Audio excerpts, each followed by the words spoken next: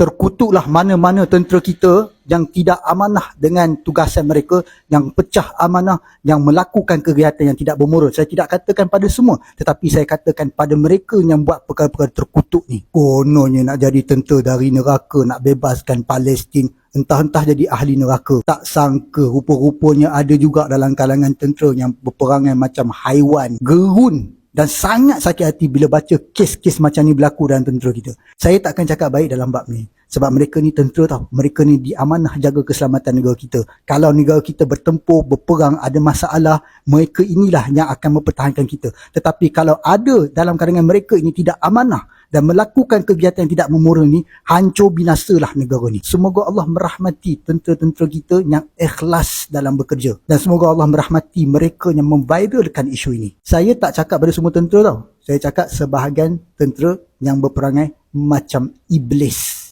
Yang mana elok, alhamdulillah.